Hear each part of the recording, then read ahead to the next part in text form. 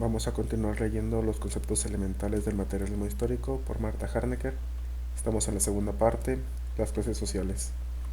En la primera parte de este libro hemos estudiado todos los conceptos que nos permiten definir en forma científica la estructura social global, tanto sus niveles más abstractos, modo de producción, como sus niveles más concretos, formación social y coyuntura política.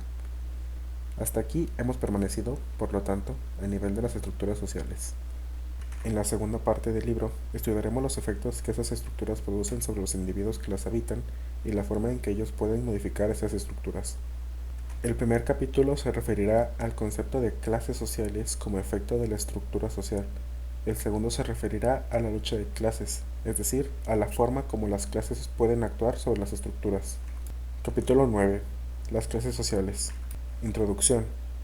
Marx murió antes de que pudiera redactar el capítulo de El Capital dedicado, precisamente, a este tema.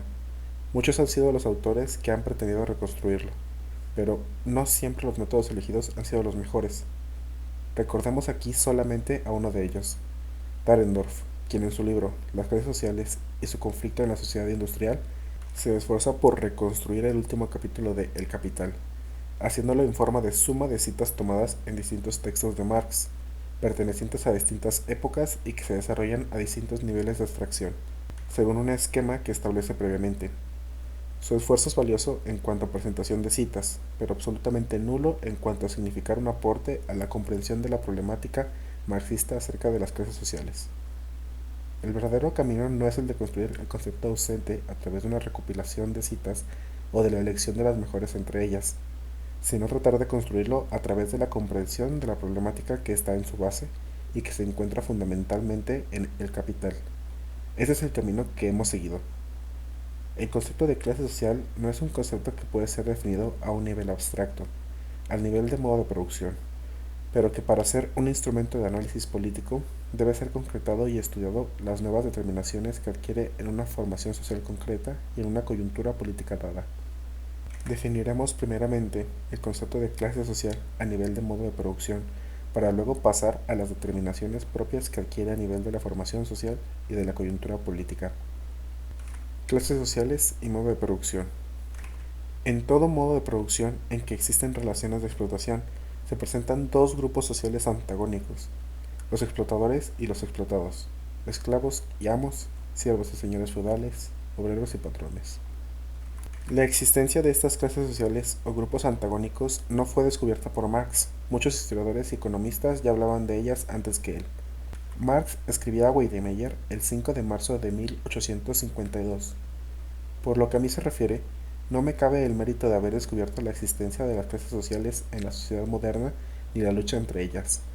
Mucho antes que yo, algunos historiadores burgueses habían expuesto ya el desarrollo histórico de esta lucha de clases, y algunos economistas burgueses en la anatomía de ellas.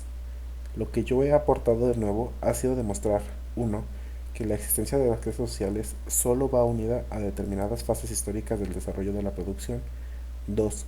Que la lucha de clases conduce, necesariamente, a la dictadura del proletariado; y 3. Que esta misma dictadura no es de por sí más que el tránsito hacia la abolición de todas las clases, y hacia una sociedad sin clases. Por lo tanto, Marx no descubre las clases ni la lucha de clases. Economistas como Smith, Ricardo, historiadores como Thierry, Guizot y Niebuhr, de comienzos del siglo XIX, habían ya tratado este problema. El punto de partida de Marx es el punto de llegada de aquellos economistas e historiadores. El conocimiento histórico en su forma más avanzada mostraba ya en la época de Marx la sucesión de civilizaciones, de regímenes políticos, de culturas, etc., como el resultado de la lucha entre grupos sociales, esclavos y ciudadanos libres, patricios y plebeyos, siervos y propietarios feudales, etc. Por lo tanto, cuando Marx inicia el manifiesto con la célebre frase «La historia de toda la sociedad, hasta nuestros días, es la historia de la lucha de clases», no está sino resumiendo las conclusiones a las que habían llegado sus predecesores. Estas conclusiones constituyen la materia prima sobre la cual va a trabajar teóricamente para construir una teoría científica de las clases y de sus luchas. Si volvemos sobre el primer aporte señalado por Marx y Weidemeyer, podemos enunciarlo como la puesta en relación del concepto de clase con el concepto de modo de producción, fases históricas del desarrollo de la producción. En uno de los textos más citados por los marxistas, Lenin define las clases sociales de la siguiente manera. Las clases son grandes grupos de hombres que se diferencian entre sí por el lugar que ocupan en un sistema de producción históricamente determinado, por las relaciones que se encuentran frente a los medios de producción, relaciones que las leyes fijan y consagran, por el papel que desempeñan en la organización social del trabajo y por consiguiente por el modo y la proporción en que reciben la parte de la riqueza social de que disponen. Las clases sociales son grupos humanos, uno de los cuales pueden apropiarse del trabajo del otro por ocupar puestos diferentes en un régimen determinado de economía social. En muchos otros textos, Lenin insiste en la relación que existe entre situación en la gran producción social o situación frente a los medios de producción y clase social. El gran aporte del marxismo al estudio de las clases sociales ha sido, precisamente, establecer esta relación. La definición marxista de clase social sería, por lo tanto, la siguiente. Las clases sociales son grupos sociales antagónicos en que uno se apropia del trabajo del otro a causa del lugar diferente que ocupan en la estructura económica de un modo de producción determinado, lugar que está determinado fundamentalmente por la forma específica en que se relaciona con los medios de producción.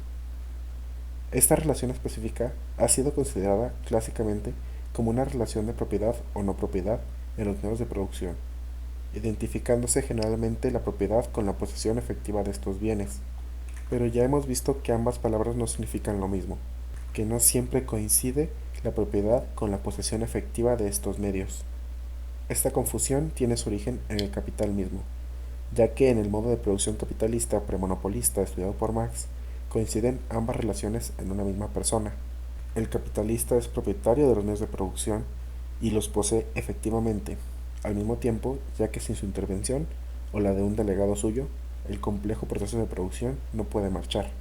Sin embargo, en la única sección de El Capital, donde Marx se refiere a las formas precapitalistas de producción, distingue claramente estas dos relaciones, propiedad y posesión efectiva. La correspondencia o no correspondencia de estas relaciones produce efectos diferentes en los grupos interesados. Veamos dos tipos de efectos que se pueden dar según la forma en que se combinen en la siguiente tabla. Tipo 1. Clase A. Propiedad y posesión efectiva de todos los medios de producción. Clase B. No propiedad ni posesión efectiva de ellos. Y efecto. Para producir sus medios de subsistencia, la clase B debe trabajar para la clase A. Tipo 2. Clase A.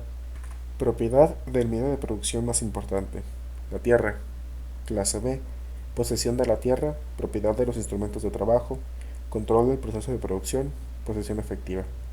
Efecto. Para producir sus medios de subsistencia, la clase B no necesita trabajar para la clase A. Si lo hace, se debe a razones extraeconómicas. Sería precisamente la no correspondencia entre las relaciones de propiedad y de posesión efectiva lo que haría necesariamente la intervención de factores extraeconómicos para establecer y mantener la relación de explotación. Es evidente que bajo todas las formas en que el trabajador directo es poseedor de los medios de producción y sus condiciones de trabajo necesarias para la producción de sus propios medios de subsistencia, la relación de propiedad tiene que manifestarse a la par como relación directa de dominio y de servidumbre. El productor directo, por consiguiente, como un hombre privado de libertad. Suponemos que el productor directo se encuentra en posesión de sus propios medios de producción, de las condiciones objetivas de trabajo necesarias para la realización de su trabajo y para la creación de sus medios de subsistencia. En estas condiciones, solo la coacción extraeconómica, cualquiera que sea la forma que revisita, puede arrancar a estos productores el trabajo sobrante para el terrateniente nominal. Son, por lo tanto, las relaciones de producción el elemento más importante para definir las clases sociales. Según sea el carácter de estas relaciones de producción, será el carácter que tome la relación entre la clase explotadora y la clase explotada. La correspondencia entre propiedad jurídica y propiedad real de los medios de producción en el modo de producción capitalista, que determina una completa separación del trabajador de sus medios de producción, es lo que obliga al trabajador a ofrecer voluntariamente su fuerza de trabajo al capitalista para sobrevivir, haciendo teóricamente innecesaria la intervención de factores extraeconómicos para producir estas relaciones de clase. Ello no quiere decir que estos productores estén completamente ausentes. Sabemos que las relaciones capitalistas de producción descansan en una determinada concepción jurídica de la propiedad y del contrato de trabajo, y en una presencia de un ejército dispuesto a actuar en los momentos en que la intensidad de la lucha de clases toma un carácter muy agudo, como lo comprueba la historia de las matanzas del movimiento obrero. Por ello, podremos decir que, aunque las relaciones superestructurales están presentes en el capitalismo, intervienen solo cuando existe una amenaza contra el sistema que tiende a reproducirse en forma espontánea obedeciendo a sus propias leyes económicas. Algo muy diferente ocurre en el modo de producción servil. Aquí la no correspondencia de las relaciones de propiedad jurídica y de posesión efectiva determinan que la clase propietaria, los terratenientes, tengan que recurrir a la fuerza, a la tradición, a la religión, etc., para lograr reproducir las relaciones de explotación, para mantener al siervo sometido a su yugo. Podríamos decir que es el carácter de las relaciones de producción propias del periodo de transición del capitalismo-socialismo, en que la propiedad de los principales medios de producción pertenece al Estado proletario, es decir, al proletariado como clase representada en el Estado, pero en que la posesión efectiva de estos medios está todavía en manos de aquellos que por sus conocimientos previos están capacitados para hacerlos funcionar. Excapitalistas que han pasado a ser administradores, toda la gama de técnicos del sistema anterior, y más tarde los nuevos técnicos, pero formados con la antigua mentalidad, lo que hace necesaria la intervención de factores extraeconómicos, políticos. Esta es una de las justificaciones de la dictadura del proletariado, e ideológicos, para luchar contra los hábitos legados por el sistema anterior. Estos factores extraeconómicos deben intervenir para impedir que el trabajo de los obreros sea acaparado, de una u otra manera, por el grupo que tiene la posesión efectiva de los medios de producción. Solo el desarrollo de las fuerzas productivas, comprendiendo en ellas a los trabajadores y su preparación técnica, permitirá llegar a la realización de una plena posesión de los medios de producción por los trabajadores y por lo tanto a la supresión de las clases. Es evidente que para suprimir las clases no basta derrocar a los explotadores, a los terratenientes y capitalistas. No basta con suprimir toda propiedad, sino que es imprescindible suprimir toda propiedad privada sobre los medios de producción. Es necesario suprimir la diferencia que existe entre la ciudad y el campo, entre los trabajadores manuales e intelectuales. Esta obra exige mucho tiempo. Para realizarla, hay que dar un gigantesco paso adelante en el desarrollo de las fuerzas productivas. Hay que vencer la resistencia, muchas veces pasiva y mucho más tenaz y difícil de vencer, de las numerosas supervivencias de la pequeña producción. Hay que vencer la enorme fuerza de la costumbre y la rutina que estas supervivencias llevan consigo. El modo de producción capitalista. 2 o 3 clases. En el punto anterior se ha afirmado que solo existen dos clases antagónicas en el modo de producción. ¿Cómo se explica entonces que Marx, al referirse al capitalismo en el prefacio a la crítica de la economía política y en algunos capítulos de El Capital, hable de tres clases: capitalistas, terratenientes y obreros? Para poder responder a esta cuestión, debemos preguntarnos, ¿a qué nivel de abstracción se sitúa Marx cuando habla de estas tres clases? ¿Al nivel abstracto de modo de producción capitalista puro o al nivel más concreto de una formación social con marcada dominancia capitalista? Si estudiamos rigurosamente los textos, nos damos cuenta de que cuando Marx habla de las tres clases se refiere siempre a la sociedad moderna, a la sociedad burguesa moderna o a la sociedad moderna basada en el régimen capitalista, y no al modo de producción capitalista. Por otra parte, si examinamos con atención los capítulos sobre la renta de la tierra que se encuentran en la sección 6 de El Capital, libro 3, y especialmente en el capítulo 17, Introducción, vemos que Marx estudia el problema de la renta porque el monopolio de la propiedad territorial constituye una premisa histórica y se mantiene como base constante del régimen de producción capitalista. Por lo tanto, Marx se ve obligado a estudiar la renta porque ella constituye un dato histórico fundamental en la constitución del modo de producción capitalista y no porque sea una exigencia del tipo lógico. Lenin nos dice que desde el punto de vista lógico podemos concebir muy bien una organización puramente capitalista de la agricultura sin ninguna propiedad privada sobre la tierra, por lo tanto, sin terratenientes. Vamos ahora a los textos más explícitos de Marx sobre el problema de las tres clases. Partiendo de la existencia del régimen de producción capitalista, el capitalista no solo es un funcionario necesario, sino el funcionario más importante de la producción. En cambio, el terrateniente es una figura perfectamente superflua en este sistema de producción.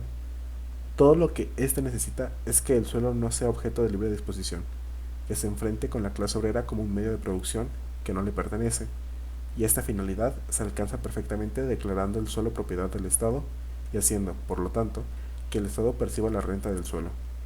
El terrateniente, que era un funcionario importante de la producción en el mundo antiguo y en la Edad Media, es hoy, dentro del mundo industrial, un aborto parasitario. Por eso, el burgués radical, mirando a la par de reojo a la supresión de todos los demás impuestos, da un paso al frente y niega teóricamente la propiedad privada sobre el suelo, que desea ver convertida en propiedad común de la clase burguesa del capital, bajo la forma de propiedad del Estado. Sin embargo, en la práctica, siente flaquear su valor, pues sabe que todo ataque a una forma de propiedad, a una de las formas de la propiedad privada sobre los medios de producción, podría acarrear consecuencias muy delicadas para la otra. Además, los propios burgueses se han ido convirtiendo también en terratenientes. Y en otra cita, aún más clara, el trabajo materializado y el trabajo vivo son los dos factores en cuyo enfrentamiento descansa este régimen de producción. El capitalista y el obrero asalariado son los únicos agentes y factores de la producción cuyas relaciones y cuyo antagonismo emanan de la esencia misma del régimen de producción capitalista. Las circunstancias por imperio de las cuales el capitalista, a su vez, se ve obligado a ceder a terceras personas, ajenas al proceso del trabajo, una parte del trabajo sobrante o de la plusvalía arrancados por él, no se plantean sino en segunda instancia. Este, el capitalista, es frente al obrero, el poseedor de la plusvalía en su totalidad, aun cuando más tarde tenga que transferir una parte de ella al otro capitalista que le facilitó el dinero, el terrateniente, etc. Por eso, como observa James Mill, la producción podría seguir su curso sin el menor tropiezo, aunque desapareciese el terrateniente sustituido por el Estado. El propietario privado de la tierra no es, en la producción capitalista, un agente necesario de la producción. Si bien el capitalismo necesita que la propiedad del suelo pertenezca a alguien, al Estado por ejemplo, con tal de que no se halle en manos de obreros. Esta reducción de las clases que participan directamente en la producción, reducción que responde a la esencia misma del régimen de producción capitalista, a diferencia del régimen feudal, del régimen antiguo, etc. Y por tanto, de los elementos que participan directamente del valor producido y del producto en que toma cuerpo este valor, a saber, el capitalista y el obrero asalariado, con exclusión del terrateniente, el cual solo participa post festum, y no en virtud de razones inherentes al régimen capitalista de producción, sino por obra del sistema de propiedad privada sobre las fuerzas naturales. Lejos de ser un error, constituye la expresión teórica del régimen capitalista de producción. Estos textos nos permiten, por lo tanto, concluir que el modo de producción capitalista, como en todo modo de producción, existen solo dos clases fundamentalmente antagónicas, la burguesía y el proletariado. Cuando Marx habla de las tres clases, se está refiriendo no a un modo de producción puro, sino a una formación social dada, la sociedad moderna inglesa u otra en la que domina el modo de producción capitalista. Clases sociales y reproducción del modo de producción. Para poder satisfacer las necesidades de consumo de los hombres que viven en una sociedad, el proceso de producción de bienes materiales no puede paralizarse, ni puede interrumpirse, tiene que reproducirse continuamente. Y este proceso tiende a reproducirse según el modo que le es propio y tiende a reproducir sin cesar las relaciones sociales de producción que su funcionamiento presupone. Por ello es importante hacer intervenir en la definición de las clases el concepto de reproducción de modo de producción. Veamos lo que Marx dice refiriéndose al modo de producción capitalista. El proceso capitalista de producción reproduce, por lo tanto, en virtud de su propio desarrollo, el divorcio entre la fuerza de trabajo y las condiciones de trabajo. Reproduce y eterniza con ello las condiciones de explotación del obrero. Lo obliga constantemente a vender su fuerza de trabajo para poder vivir y permite constantemente al capitalista comprársela para enriquecerse. Por lo tanto, el proceso capitalista de producción no solo reproduce la plusvalía, sino que también produce y reproduce el mismo régimen del capital, de una parte al capitalista y de la otra al obrero asalariado. Pero no basta ver la importancia de la reproducción en la determinación de las clases sociales. Es necesario estudiar la forma específica que toma este proceso de reproducción, según el modo de producción. La reproducción del modo de producción capitalista, por ejemplo, no implica solo la reproducción de sus dos clases sociales, capitalistas y obreros, sino una reproducción de ellas siguiendo una determinada tendencia, el fortalecimiento numérico de la clase obrera por la proletarización creciente de los capitalistas incapaces de vencer la competencia y por lo tanto una disminución numérica de la clase capitalista. El estudio del campesinado como una clase de transición de formas precapitalistas a formas capitalistas nos hace ver, por el contrario, que su tendencia de desarrollo se efectúa en el sentido de una disminución del número de campesinos, parte de los cuales pasan a formar parte del sistema de producción capitalista. Es este aspecto dinámico del funcionamiento de las clases, esencial de la teoría de Marx, el que muchos de sus seguidores han dejado en el olvido, transformando el estudio de las clases en un estudio estático y formal. Grupo social, clase y fracción de clase. En las páginas anteriores hemos afirmado que solo existen dos clases antagónicas en todo modo de producción. Hemos demostrado, por ejemplo, que la clase de los terratenientes no es, en el sentido marxista estricto, una clase del modo de producción capitalista. Al decir que en todo modo de producción existen solo dos clases antagónicas, estamos afirmando con ello que todos los individuos que existen bajo un modo de producción determinado deben formar parte de una de las dos clases antagónicas. No, de ninguna manera. No todos los individuos de una sociedad, más aún, no todos los grupos sociales deben formar parte de una clase determinada. Entre todos los grupos sociales que existen en una sociedad, solo los grupos que participan en forma directa en el proceso de producción llegan a constituirse en polos antagónicos, explotadores y explotados. Se constituyen en clases sociales. Existen otros grupos que no pueden definirse como clases sociales. Se da por presentar grupos intermedios entre las dos clases antagónicas a nivel de la producción, como es el caso de los técnicos y administradores, sea por no estar ligados directamente a la producción al estar al servicio de instituciones de la superestructura, profesores, abogados, funcionarios del aparato del Estado, etc. Por otra parte, es necesario no confundir el concepto de clase con el de fracción de clase, que corresponde a los subgrupos en los que se puede descomponer una clase. Por ejemplo, la burguesía como clase se descompone en burguesía industrial, burguesía comercial y burguesía financiera. Lo importante es determinar el criterio científico que puede distinguir las diferentes fracciones en el interior de una clase determinada. En el Capital, Marx nos enseña el camino a seguir para establecer las fracciones en que se pueden dividir a las clases del modo de producción capitalista. De la misma manera en que Marx pasa del concepto abstracto de plusvalía a conceptos más concretos de beneficio de la empresa, beneficio comercial e interés, que no son sino las formas desarrolladas de la plusvalía, es decir, las formas en que ésta aparece en un nivel más concreto del análisis del funcionamiento del capital, de la misma manera debería pasarse de las dos clases del modo de producción capitalista, consideradas a nivel del proceso de producción de plusvalía, capitalistas y obreros, a las fracciones de clase que surgen en el proceso de circulación del capital. En realidad, Marx sigue este proceso cuando analiza las formas desarrolladas de la plusvalía. Al beneficio de la empresa corresponde la burguesía industrial, al beneficio comercial la burguesía comercial y al interés la burguesía financiera. ¿Ocurre lo mismo con el análisis del proletariado? Marx es menos explícito en este punto. Ello ha conducido a que muchos teóricos marxistas no incluyan en el concepto del proletariado a los trabajadores del comercio y de la banca, que son entonces considerados como empleados, grupo social que se incluiría en el ambiguo concepto de clases medias. ¿Cuál es el argumento de fondo de estos teóricos marxistas? Según ellos, solo puede ser considerado obrero el trabajador que produce directamente la plusvalía, es decir, el trabajador productivo. A este argumento podemos oponer el análisis de Marx. ¿Por qué éste considera como fracciones de la burguesía a los representantes del capital comercial y financiero, si ellos no participan directamente en la extracción de la plusvalía, sino solo en su realización, es decir, en la venta de los productos y en las operaciones financieras que permitirán al capitalista industrial recuperar en forma de dinero el capital invertido en el proceso de producción? Por lo tanto, pensemos que de la misma manera en que existe una burguesía no productiva, es decir, no ligada directamente a la producción de la plusvalía, la burguesía comercial y financiera, existiría un proletariado no productivo, correspondiente a cada fracción de esta burguesía. Veamos qué dice Marx del asalariado comercial. Se trata ahora de saber qué ocurre con los obreros asalariados comerciales, empleados por el capitalista comercial. Desde un punto de vista, este obrero comercial es un obrero asalariado como cualquiera. En primer lugar, porque su trabajo es comprado por el capital variable del comerciante y no por el dinero gastado como renta, lo que quiere decir que no se compra simplemente para el servicio privado de quien lo adquiere, sino con fines de valorización del capital desembolsado.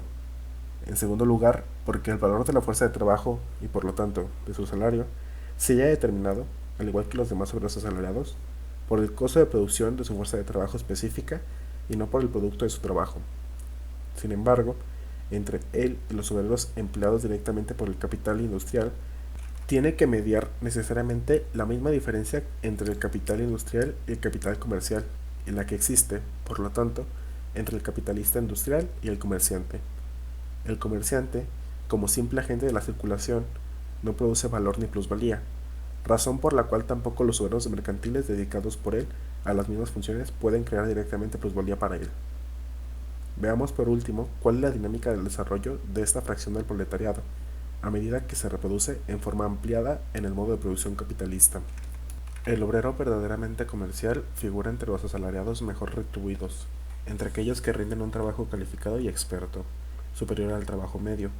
Sin embargo, su salario tiende a disminuir, incluso en relación con el trabajo medio, a medida que progresa el sistema capitalista de producción, en parte por la división del trabajo dentro de la oficina comercial. En segundo lugar, la generalización de la enseñanza pública permite reclutar esta categoría de obreros entre clases que antes se hallaban al margen de ella y que estaban habituadas a vivir peor. Además, aumenta la oferta y con ello la competencia. El capitalista aumenta el número de estos obreros cuando hay más valor y más plusvalía que realizar. Pero el aumento de este trabajo es siempre efecto, nunca causa del aumento de la plusvalía. Aceptar nuestro planteamiento anterior implica criticar la utilidad teórica que algunos marxistas han dado al concepto de trabajo productivo en la definición de las clases sociales. Si se emplea este concepto en el sentido en que Marx lo utiliza en algunos análisis, se llega al absurdo de incluir en el concepto de proletariado industrial desde el obrero no calificado hasta el gerente de una industria, es decir, desde los trabajadores directos que sufren en carne propia la explotación, hasta todos esos trabajadores no directos que no son sino los representantes del capitalista en el proceso de extracción de la plusvalía. Sin embargo, si el concepto de trabajo productivo no es adecuado para definir las dos clases antagónicas del modo de producción capitalista, es útil, a nivel político, para determinar cuál es la clase y la fracción de clase capaz de realizar y dirigir la revolución socialista. ¿Es el proletariado productivo, el proletariado industrial, propio de un capitalismo avanzado, el que por su situación en la producción, organización propia del trabajo colectivo, complejo, nivel de educación, etc., es la fracción del proletariado más preparada para dirigir la revolución socialista? Es la vanguardia del proletariado. Interés de clase. Antes de pasar a un nivel de análisis más concreto, al nivel de una formación social históricamente determinada, y estudiar a este nivel las nuevas determinaciones que tiene el concepto de clase social, examinaremos dos conceptos empleados frecuentemente, pero muy pocas veces definidos: el concepto de interés de clase y el de conciencia de clase. ¿Es el interés de clase el conjunto de aspiraciones espontáneas de determinada clase social? Una huelga que se limita a expresar aspiraciones reivindicadas, sin poner nunca en cuestión el sistema capitalista, ¿puede ser considerada como la expresión del interés de clase del proletariado? Para responder a estas preguntas, debemos distinguir primeramente dos tipos de intereses: los intereses espontáneos inmediatos y los intereses estratégicos a largo plazo. Los intereses espontáneos inmediatos son las aspiraciones que manifiestan las clases o grupos sociales motivados por problemas actuales de su existencia. Tienen generalmente por objetivo lograr un mayor bienestar inmediato, una mejor participación en el reparto de la riqueza social. Por ejemplo, el interés espontáneo inmediato de un grupo de obreros de bajos salarios en lograr el aumento en sus entregas para poder hacer frente al alza del costo de la vida. El interés inmediato de un grupo de campesinos es que se compren sus productos a un precio conveniente. En ambos casos se pretende lograr una solución a un mal actual, sin buscar la causa profunda de este mal. Es importante tener en cuenta que estos intereses espontáneos inmediatos se encuentran siempre influidos por la ideología dominante. Por ello no llegan nunca a poner en cuestión el sistema. De ahí que el proletariado, abandonado a sus intereses espontáneos e inmediatos, no logre ir más allá de una lucha puramente reformista, lucha por mejores salarios, mejor asignación familiar, más horas de descanso, etc. Aspiraciones que en sí no están mal, pero no pueden transformarse en la meta final de la lucha de clases del proletariado, ya que no ponen en cuestión el sistema mismo de explotación. La historia de todos los países atestigua que la clase obrera, exclusivamente con sus propias fuerzas, solo está en condiciones de elaborar una conciencia tradeunionista, es decir, la convicción de que es necesario agruparse en sindicatos, luchar contra los patronos, reclamar la promulgación de tales o cuales leyes necesarias para los obreros, etc. Por lo tanto, todo lo que sea inclinarse ante la espontaneidad del movimiento obrero equivale, en absoluto independiente de la voluntad de quien lo hace, a fortalecer la influencia de la ideología burguesa sobre los obreros. Por consiguiente, los intereses espontáneos e inmediatos no pueden ser considerados en sentido riguroso como intereses de clase. ¿Qué se entiende entonces por intereses de clase? Veamos lo que dice Marx en la Sagrada Familia. No se trata de lo que se plantea ocasionalmente como objetivo este o aquel proletariado, o incluso el proletariado en su totalidad. Su objetivo y su acción histórica están manifiesta e irrevocablemente trazados por su propia situación vital, como por toda la organización de la sociedad burguesa actual. Por lo tanto, los intereses estratégicos a largo plazo son los intereses que surgen de la situación propia de cada clase en la estructura económica de la sociedad. El interés estratégico a largo plazo de la clase dominante es perpetuar su dominación. El de la clase dominada es destruir el sistema de dominación. El interés estratégico del proletariado, por ejemplo, es destruir el sistema de producción capitalista, origen de su condición de explotado, destruyendo aquello que es su fundamento, la propiedad privada de los medios de producción. Es importante señalar que, debido a la influencia deformante de la ideología dominante, estos intereses estratégicos a largo plazo no pueden surgir en forma espontánea. Es necesario que los miembros de las clases explotadas aprendan a conocerlos. La necesidad de la penetración de la teoría marxista en el movimiento obrero se debe, precisamente, a la incapacidad del proletariado para conocer en forma inmediata sus intereses estratégicos a largo plazo. La socialdemocracia es la unión del movimiento obrero con el socialismo. Su cometido no estriba en servir pasivamente al movimiento obrero en cada una de sus fases, sino en representar los intereses del movimiento obrero en su conjunto, señalar a este movimiento su objetivo final, sus tareas políticas y salvaguardar su independencia política e ideológica. Desligado de la socialdemocracia, el movimiento obrero se achica y se transforma por fuerza en un movimiento burgués. Entre los intereses espontáneos e inmediatos y los intereses estratégicos a largo plazo que reflejan la dualidad dialéctica del objetivo parcial y el objetivo final, pueden existir contradicciones. Por ejemplo, el logro de salarios altos, si no va acompañado de una correcta educación ideológica, puede servir para adormecer el proletariado, quitándole energías para luchar por sus intereses estratégicos a largo plazo, es decir, la lucha por la destrucción del sistema capitalista y la implementación del sistema socialista. Las clases dominantes saben utilizar en forma muy inteligente estas contradicciones para perpetuar su dominación. De lo dicho anteriormente se desprende que, en sentido riguroso, solo los intereses estratégicos a largo plazo representan los verdaderos intereses de clase. Por otra parte, no es sino partiendo de los intereses inmediatos como se puede llegar a hacer comprender al proletariado sus verdaderos intereses de clase. Lenin fue muy claro y severo respecto a este punto. Para conducir al proletariado a la lucha política contra los servidores del capital, es necesario ligar a esta lucha con determinados intereses de la vida cotidiana, pero si se difuminan estos intereses con solo reivindicaciones políticas, comprensibles solamente para la intelectualidad, ¿no significa esto retroceder de nuevo, limitarse de nuevo a la lucha de la sola intelectualidad cuya importancia acaba de ser reconocida? Por lo tanto, es necesario combatir dos errores. 1. Considerar como interés de clase las aspiraciones espontáneas inmediatas de una clase. Y 2. Olvidar que es necesario partir de los intereses inmediatos de una clase para conducirla a comprender sus verdaderos intereses de clase. Conciencia de clase e instinto de clase. Otro término que debemos definir es el de conciencia de clase. No se debe confundir la conciencia de clase con la conciencia psicológica de los individuos que forman parte de una clase determinada. Ella no es ni la suma ni la media de lo que piensan, sienten, etc. los individuos de una clase determinada en un momento determinado. La conciencia de clase está directamente ligada al concepto de interés de clase. Un individuo o grupo social tiene conciencia de clase cuando está consciente de sus verdaderos intereses de clase.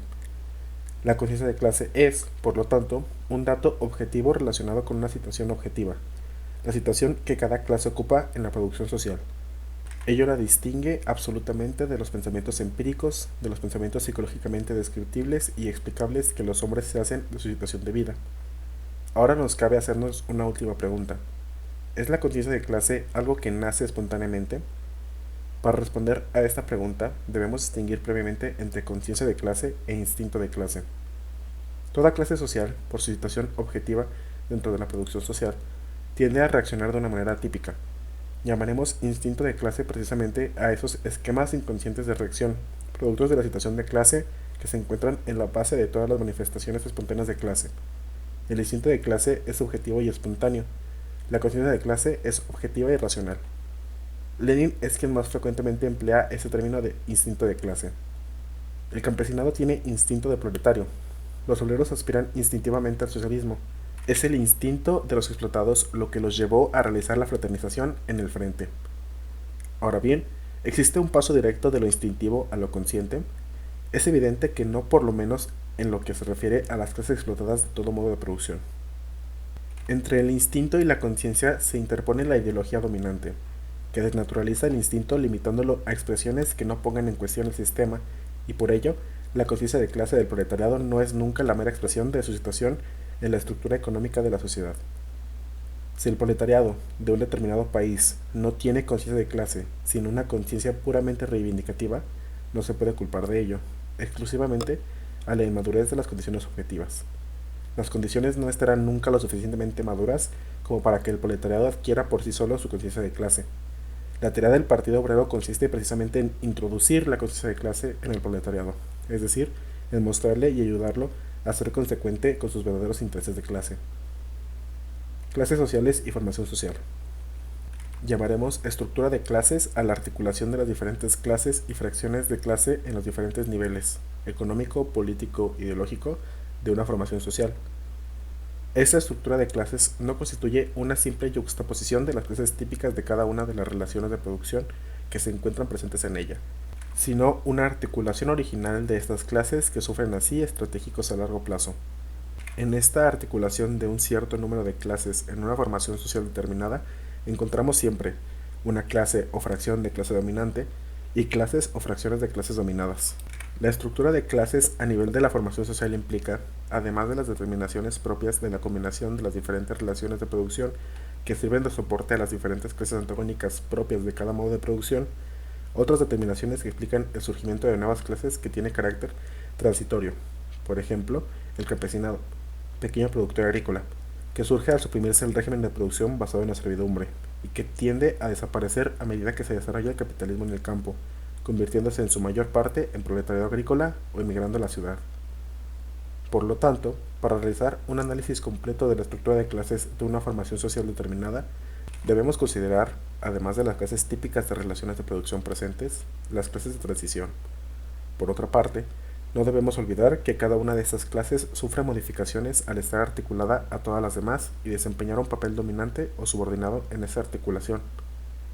Apliquemos lo dicho hasta aquí a una formación social a dominante capitalista, es decir, a una formación social en la que, a nivel de la producción de bienes materiales, domina el sistema capitalista de producción, subordinando de una u otra manera a los otros modos de producción de bienes materiales que coexisten con él y sirviendo de base a una estructura ideológica y política. La clase dominante en el modo de producción capitalista pasa a ser la clase que domina en la formación social. Ella hace que sus intereses de clase prevalezcan sobre los intereses de todas las demás otras clases. El mismo carácter dominante la hace adquirir nuevas determinaciones que se encontraban ausentes a nivel del modo de producción puro. Ella deberá, en efecto, mantener relaciones de explotación, de colaboración, de lucha política, etc., no solo con el proletariado, sino también con las otras clases de la formación social. Esto implica que tenga, en el seno mismo de la estructura de clases, instrumentos nuevos, económicos, políticos e ideológicos, que le permitan asegurar y perpetuar su dominación. En una formación social a dominante capitalista, la clase capitalista dominante debe reproducir la relación de explotación original capitalista-proletariado, extender a esta dominación a otras clases o capas de la estructura de clases, capitalista-pequeño productor, impedir toda injerencia o hacer alianzas con la antigua clase dominante, terratenientes capitalistas. Es este conjunto de relaciones lo que le permite reproducirse como clase dominante y desarrollar su dominación. Veamos cómo se manifiestan estas relaciones en los tres niveles de la formación social. En el nivel económico, como efecto de la economía de mercado y del desarrollo de las fuerzas productivas en el interior de las empresas capitalistas, el artesanado tiende, por ejemplo, a desaparecer habiendo permitido al capitalista una sobreexplotación previa. El campesinado, salvo algunas escasas excepciones, tiende a transformarse en proletariado agrícola o emigrar a la ciudad, ya que su pequeña explotación deja de ser rentable frente a la gran explotación capitalista, etc. En el nivel político, por ejemplo, surge la necesidad de la intervención política para reproducir las condiciones de explotación, cosa que formalmente, a nivel del modo de producción puro, parecía no ser necesaria. La burguesía, que va ascendiendo pero que aún no ha triunfado del todo, necesita y emplea todavía el poder del Estado para regular los salarios, es decir, para sujetarlos dentro de los límites que conviene a los fabricantes de plusvalía y para alargar la jornada de trabajo y mantener al mismo obrero en el grado normal de subordinación. Por otra parte, no siempre la dominación de una clase en la estructura de clase implica que sea esta misma clase la que domine políticamente. A veces pueden producirse desplazamientos. Una clase que, por su situación en la estructura económica, domina la estructura de clases de una formación social determinada, puede abandonar el poder político a otra clase para conservar el dominio en la estructura económica, lo que a su vez determina su dominio en la estructura social. Marx analiza este fenómeno en el 18 Brumario.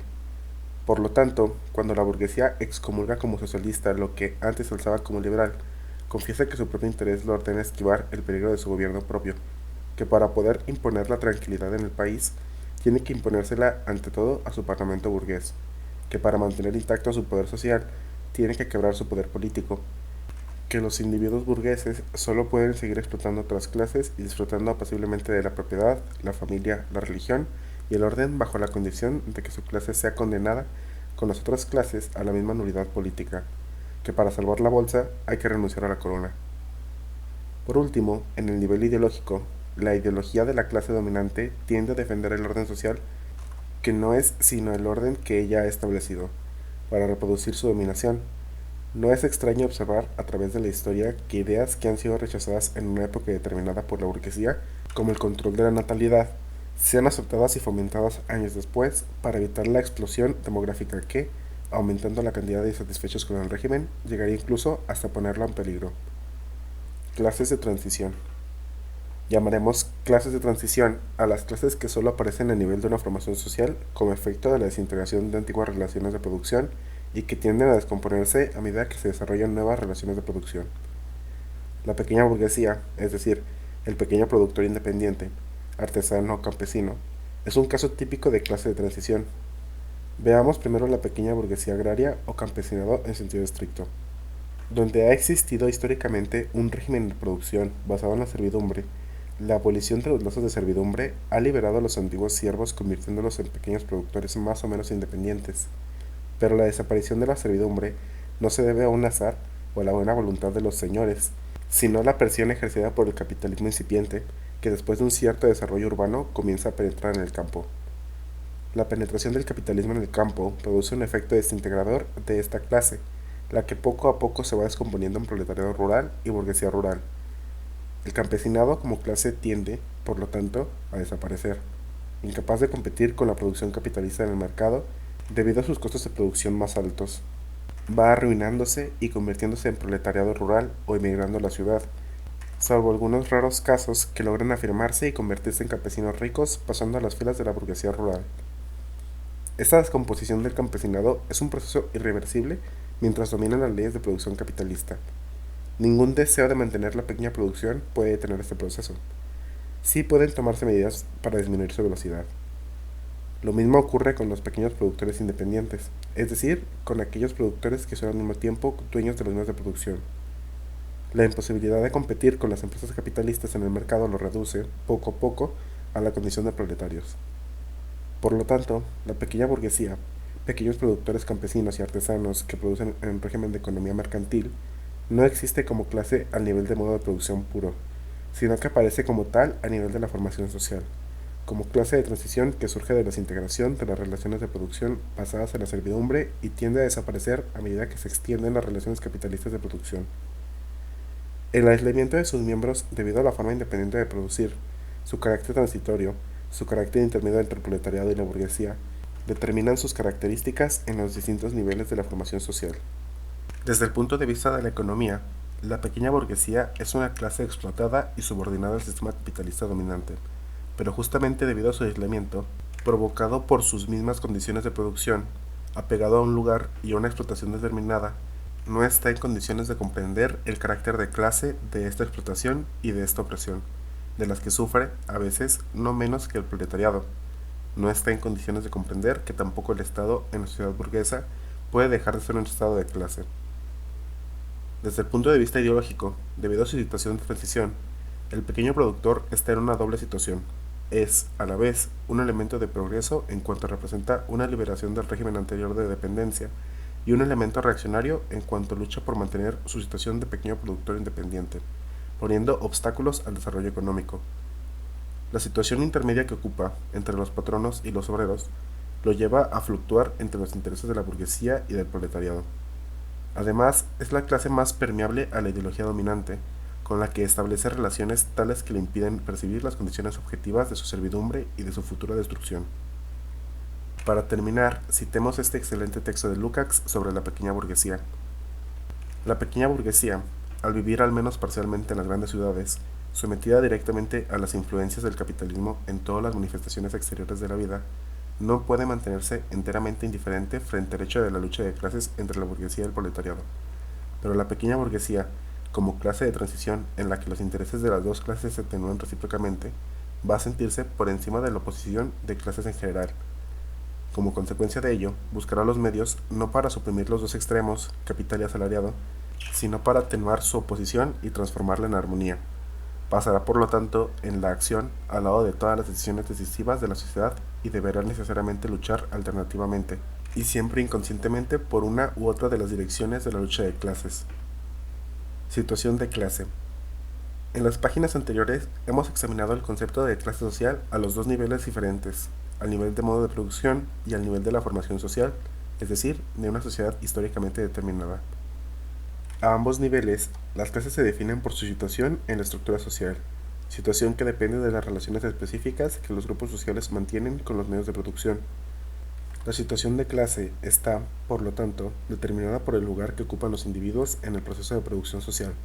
Llamamos situación de clase a la situación que tienen los individuos en la estructura social, la que está determinada, en última instancia, por el papel que desempeñan en el proceso de producción social.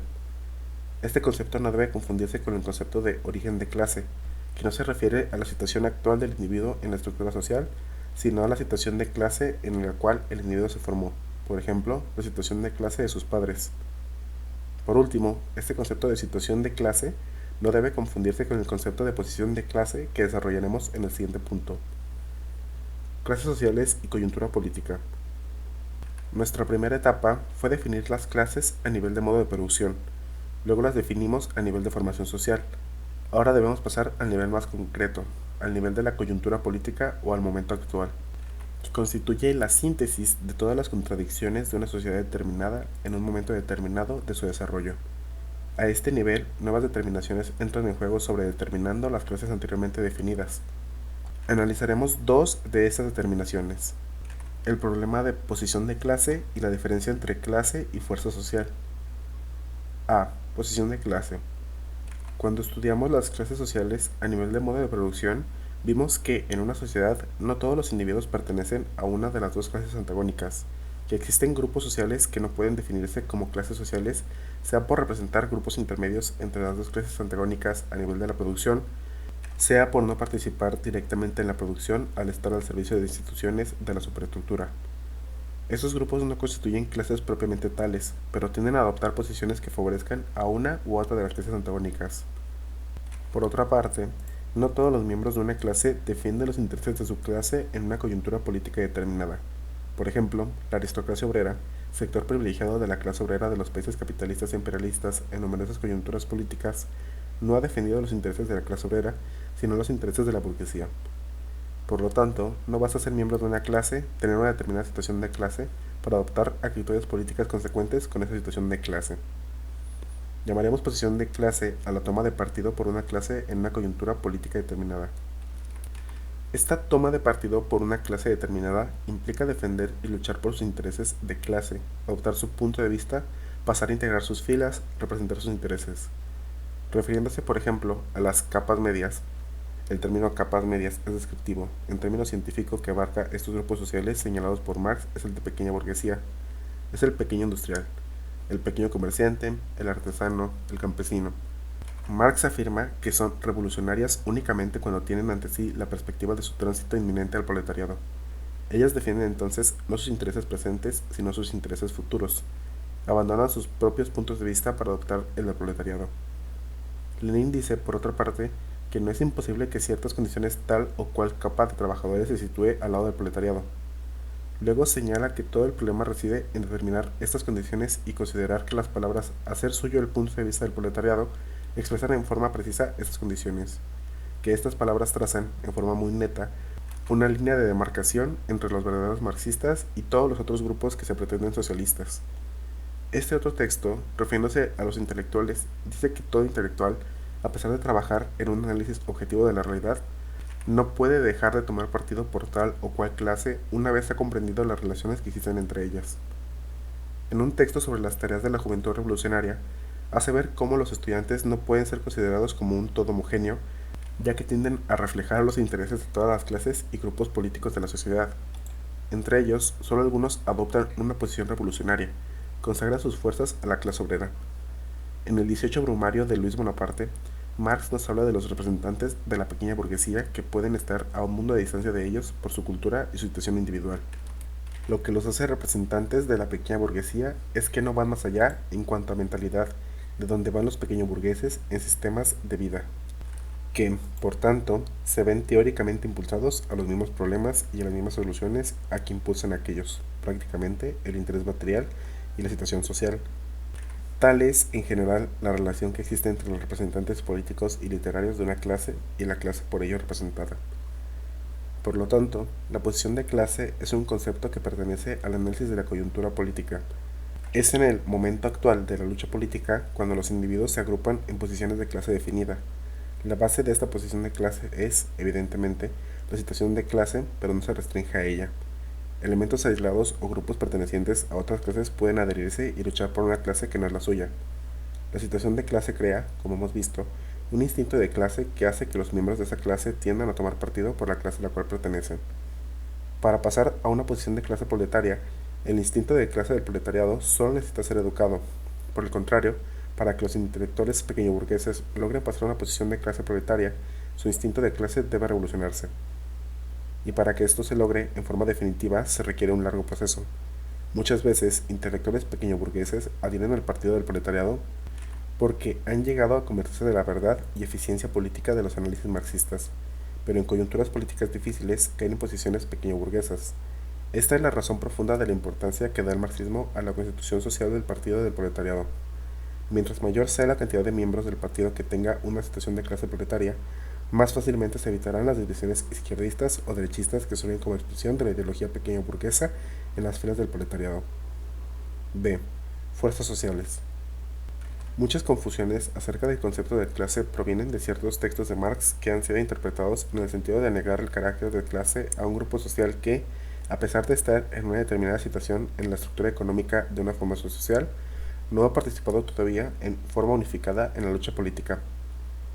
En otros textos, Marx no niega su carácter de clase a un grupo que no ha participado en la lucha política, pero se refiere a él con los términos de clase en sí, oponiéndolo a lo que denomina clase para sí, es decir, a la clase que participa en la lucha política.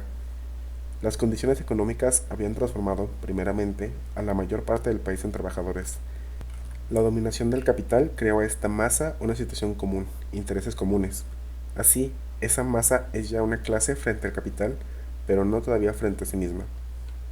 Nos parece más adecuada la terminología empleada por Lenin y Mao, que hablan de clase social cuando se sitúa a nivel de modo de producción y de formación social, y que introducen el término fuerza social para analizar la acción de estas clases a nivel de la coyuntura política. Un grupo social puede constituir una clase y no una fuerza social, como por ejemplo los pequeños productores campesinos de ciertos países. Por el contrario, algunos grupos sociales pueden constituir una fuerza social sin pertenecer a una de las tantas clases de una formación social, como por ejemplo los intelectuales revolucionarios.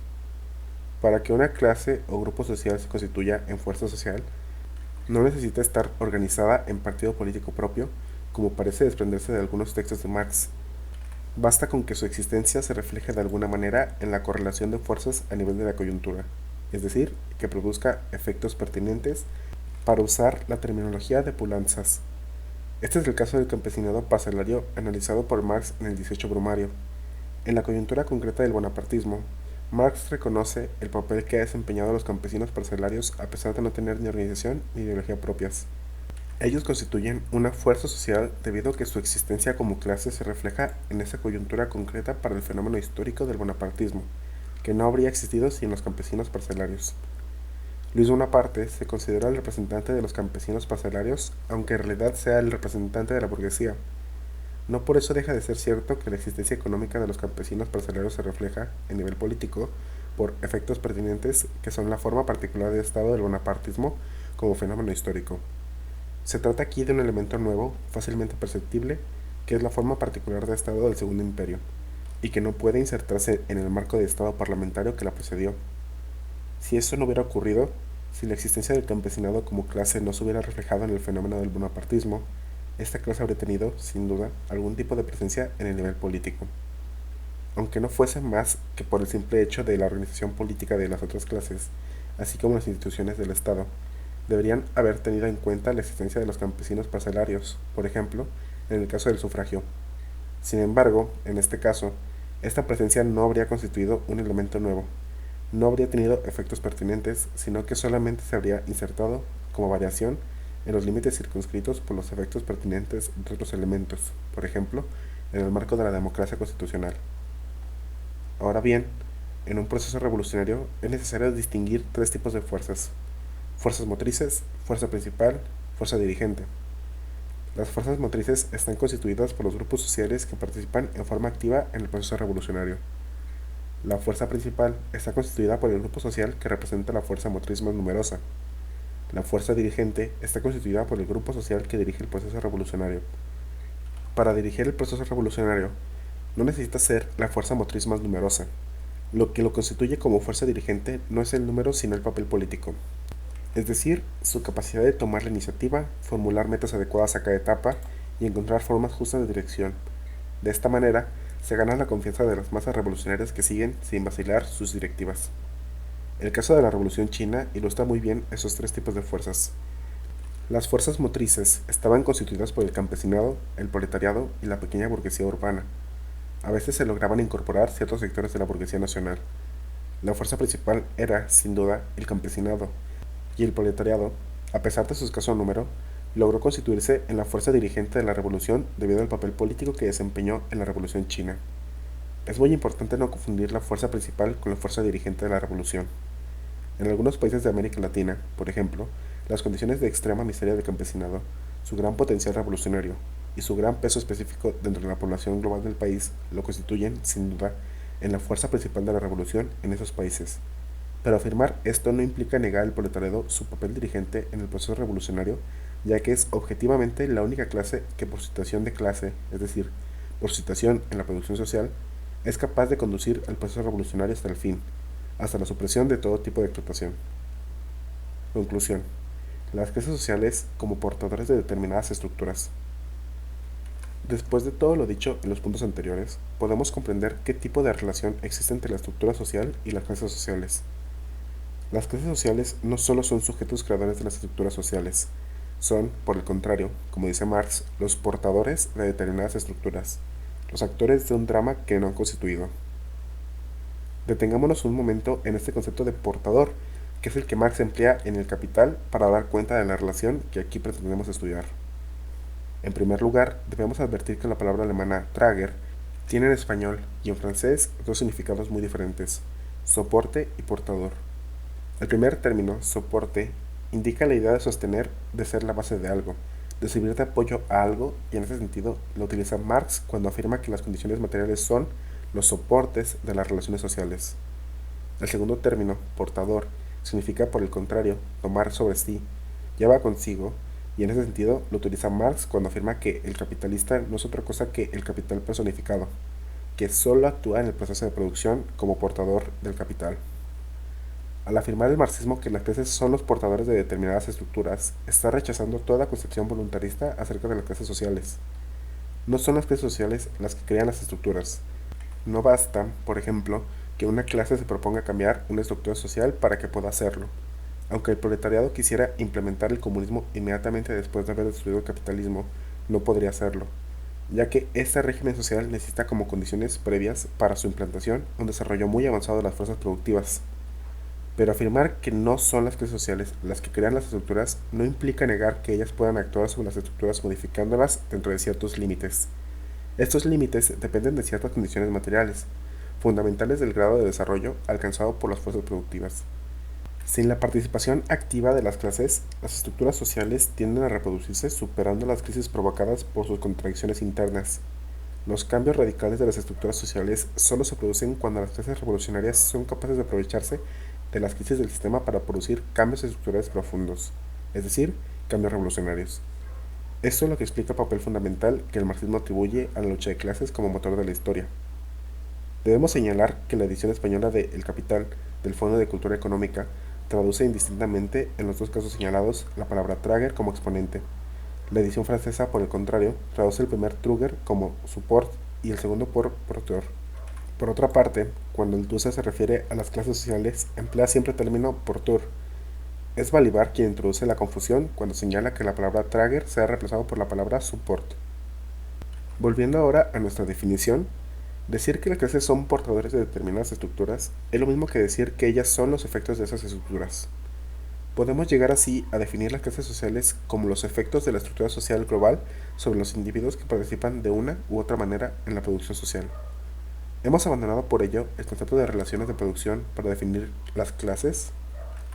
Pensamos que este sería el caso si concibiéramos la estructura social global como una simple articulación de niveles económico, ideológico y político, como lo hace Poulantzas. En este caso, se cae en la imposibilidad teórica de estudiar este efecto como un efecto de la estructura global y uno se ve obligado a analizarlo como una serie de efectos parciales a nivel de cada estructura regional. En cambio, si se piensa la articulación de los distintos niveles de la estructura social a partir de las relaciones de producción, todo cambia. Para Marx, son estas relaciones las que sirven de centro estructurador o de matriz del conjunto social.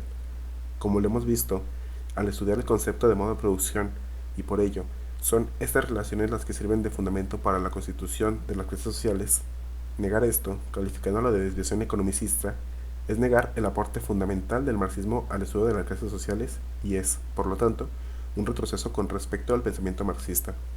Por último, queremos aclarar que una cosa es hablar de las clases como efectos de la estructura social global, lo que finalmente no significa sino que ellas son fundamentalmente el efecto de las relaciones de producción, y otra cosa es hablar de los efectos que las clases pueden producir en los distintos niveles de la sociedad, efectos ideológicos, efectos políticos o efectos económicos. Cuando nos referimos a estos efectos, nos estamos refiriendo a la práctica concreta que realizan estas clases. Esta práctica será estudiada en el próximo capítulo. Resumen. En este capítulo nos hemos referido al concepto marxista de clase social. Lo hemos definido, primeramente, a nivel de modo de producción para luego examinar las nuevas determinaciones que adquiere a nivel de la formación social y de la coyuntura política. Por último, hemos precisado la definición de las clases como portadores de determinadas estructuras. Hemos visto los siguientes conceptos de la teoría general del materialismo histórico: clase social, fracción de clase, interés de clase, conciencia de clase, instinto de clase, estructura de clases, clase de transición, situación de clase, posición de clase, fuerza social, fuerza motriz, fuerza principal y fuerza dirigente.